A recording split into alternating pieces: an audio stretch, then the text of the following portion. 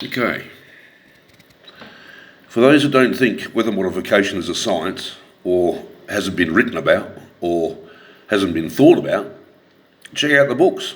This is not all the books in regards to weather modification. This is just a few. So there's quite a few here. Okay. So this is what I talk about the towers. There are 55 on Australia, 55 of these things, and they're all so close together, all in places where you can block the weather coming in. As you can see here, good old Sydney. Look at them all. So, as you can see here, there are beams. You can see here, like the size of the circumference around each tower. This is one here. Look how far it goes. Now, if they're supposed to be doing satellite stuff or checking the weather, why are these things so close, and why do they only go out that far? As you can see, there's good rain coming in here, and before it even gets on land, it's gone. It's all gone. There's beams down here, and you can even see lines here, like a frequency, like a pulse, boom type thing. So it's really odd. There's just something for the stupid. Definition of stupid: knowing the truth, seeing the truth, but still believing the lies. These here, this is not natural. These lines in the sky are not natural. And there they are again. This is down in Tasmania. Look at this. Where do you see circles in cloud formations? There's another one over here.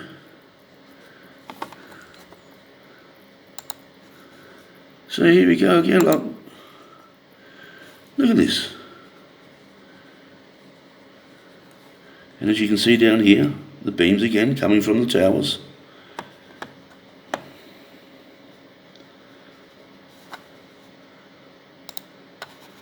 There's another one.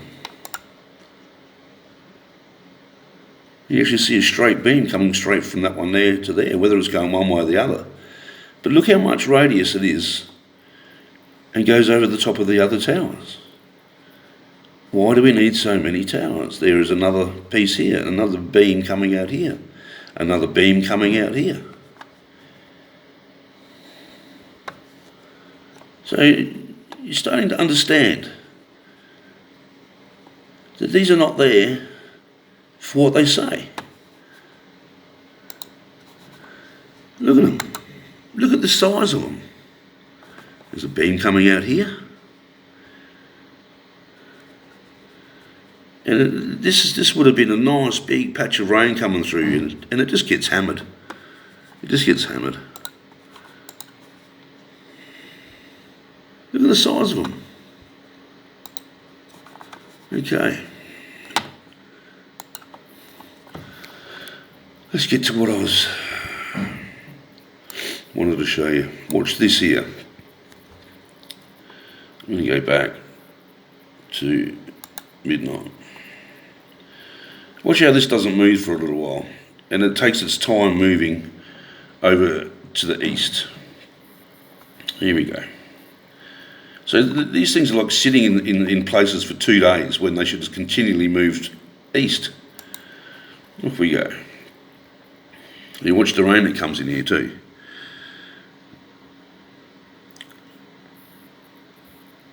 It just sits there.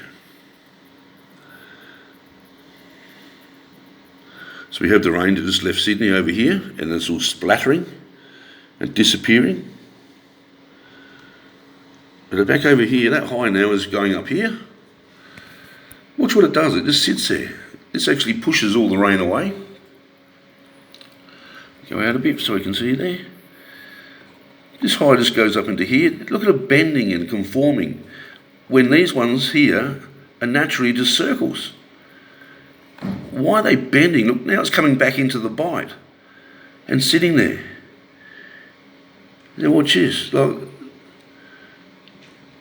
they're going to destroy this rain coming in.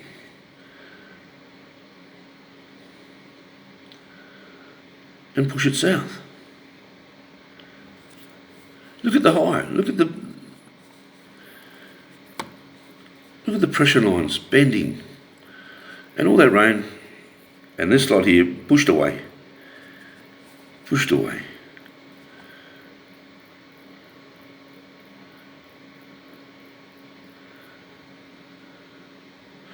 This one comes in sideways to push all that down.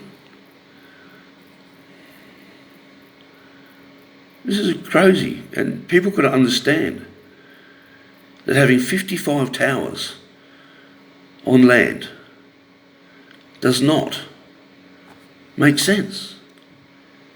If people haven't got their common sense, like look how these move down here. These just sit there, and now it's like they just sit there. And it's pushing away the next lot of rain coming into Australia. Our government are corrupt to the core.